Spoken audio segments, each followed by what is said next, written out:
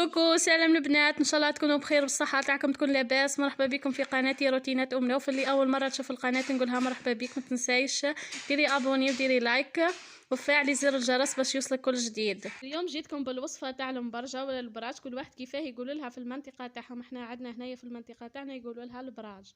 واش نحتاجوا في هذه الوصفه؟ نحتاجوا 3 كيلات تاع سميد يكون مويه مع قطعه سكر. الفايده تاع القطعه تاع السكر هذيك تخليها حمرا كي طيب، مع كيلة تاع زبدة ونفيضوها بشوية تاع زيت. ومن بعد نبسو المكونات كامل مع بعضاهم، نبقاو نحكو فيها بين يدينا مليح مليح.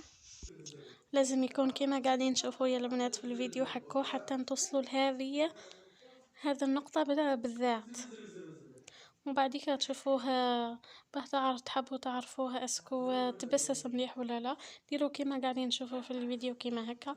كي ديروا لها كيما هكا وتتلم تعرفوه بلي راهو مبسس مليح.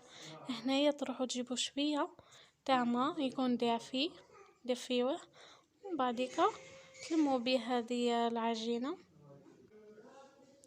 بالنسبه للكميه تاع الماء، انايا كيلت باطه هذيك بعد تاع زبده اللي كيلت بها في الاول، عمرتها وحطيتها فوق هذيك العجينه ولميت. ما حطيتهاش كامله هذيك الكميه تاع الماء، خليت طرف شويه في الابواط. انا الكميه هذيك كفاتني، يعني تكفي وتوفي. وكل واحد والسميد تاعو كيفاه، كاين اللي يشرب وكاين اللي ما يشربش، نتوما وعينكم ميزانكم. بعد ما لميت العجينه قسمتها على 2 وجبت الغرس، حطيت له شويه زبده، لميته في بعضاه كيما هكا باه يجيني طري من داخل. ومن بعد ما يبسليش خبزت هذيك الكميه الاولى، حطيتها هكا درتها على شكل مربع، زيد حطيت فوقها الغرس وجبت الكميه الاخرى زيد خبزتها وحطيتها فوقها. وهنا بديت نقص في الكعبات، هاو كيفاه تجيكم راكم تشوفوا كلش واضح قدامكم. وبديت نطيب فيها، شوفوا كيفاه جاني البنات، جاي يهبل ويذوب في الفم، لونه احمر.